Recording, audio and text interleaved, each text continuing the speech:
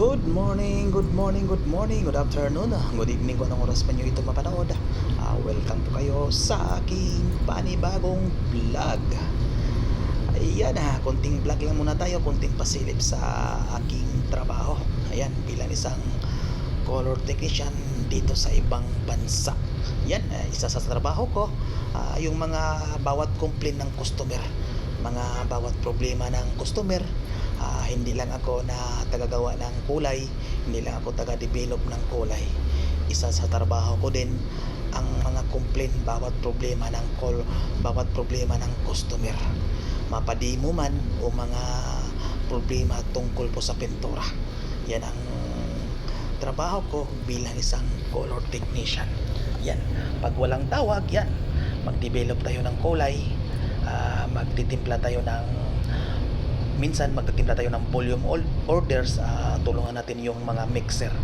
Pero nakapokus talaga ako sa development sa mga kulay. Gagawa tayo ng mga bagong kulay at solusyonan natin yung mga problema sa mga customer tungkol po sa mga pintura. Pero ngayon, dalawang customer ang pupuntahan natin. Una, magdidemo lang tayo. Ipademo nila kung paano ang proseso sa kuha ng stain. Tapos yung isa, naghahammer yung pintura. Bakit kaya? Yan ang isa. Dalawang solusyonan natin. Isa, magdemo tayo. Tapos yung pangalawa, bigyan natin solusyon bakit naghahammer yung pintura. Yan. Pero bago ang lahat, enjoy muna kayo. Ito yung mga dinadaanan ko papunta ng customer. Yan, enjoy lang kayo sa panonood. At shout out pala sa mga bagong nakasubscribe sa aking channel at sa mga followers ko sa aking Facebook. Ayan, shout out sa inyo. Yan, ganyan lang yung buwan. Isang oras po ang biyahe. Medyo malayo itong biyahe na to. While nasa biyahe, video po tayo. Chill, idlip. Yan, kukunan natin ng mga video yung mga dinadaanan natin.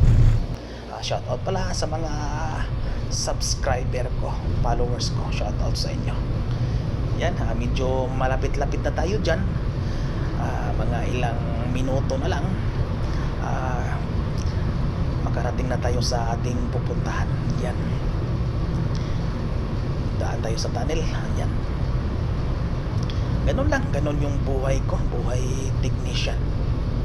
Mahirap pero kakayanin. Ganun, wala namang talagang shortcut sa sa buhay o sa trabaho. Kailangan dumaan ka sa hirap para makuhan mo, malaman mo. Ganun lang kasimple. Yan, sa time na yan, malapit na tayo. Naghanap lang kami dyan ng mapaparkingan kasi daming kuhan dyan, sasakyan. Daming kuhan dyan, parang industrial yung napasukan namin. Yung customer namin parang nasa industrial area. Pasok na kami dyan. Naghanap na yung driver ko na kapaparkingan dyan. Baka lakarin ko na lang yan kasi sobrang traffic dyan. Mahirap ang parking. Para hindi ako gabihin, yan, nilakad ko yan. Bumaba ako dyan para maglakad, para yung driver na lang ang maghanap ng parkingan. Yan, dito na tayo. Lakarin na lang natin kasi sobrang yung kumpanya na to, yung pasokan nila, sobrang traffic. Natagalan pa. Oras na. Baka magabihan tayo. So, lakarin ko na lang. Naghanap na lang ng yung driver, naghanap na lang ng mapaparkingan ba.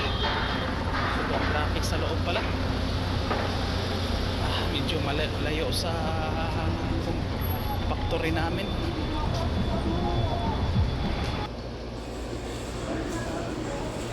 Ayan na, natapos ko. Gabi na talaga ako natapos yan. Tapos yan, kumain lang muna ako bago ako umuwi. Yan, yung driver na yan, kumain din, naghanap din ng makakainan kasi nasa Filipino restaurant po ako kumakain. naghiwalay kami sa driver niyan. Kumakain ako, yan. Order na lang ako para pag uwi ko, diretso na lang tulog. Yan, gutom talaga ako. Sos, gutom talaga. Ganito talaga. Buong araw, gabi na, nakauwi, natapos sa trabaho. Yan, nagabi na talaga. Yan o, ubos. Ubos ang kinakain talaga. Hahay, ganon, gutom na gutom. Tapos din, gabi na. Pag alas 7 na, pero medyo makuhan pa. Parang maliwanag pa. Nakain din. Kain muna tayo. Kanina bago tayo umuwi. Tingnan tayo ng factory. So, report muna tayo. Tapos diretso na tayo umuwi. Tapos report na.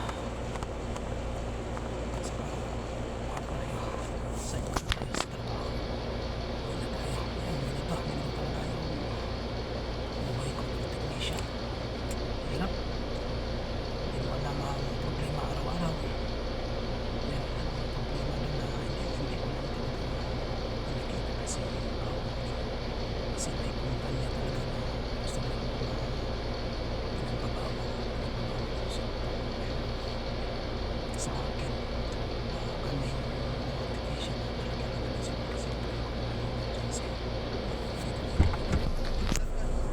Ay, bumili ng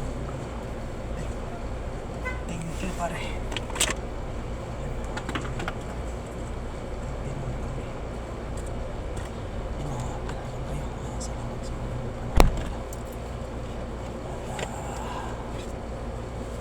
Let's go na.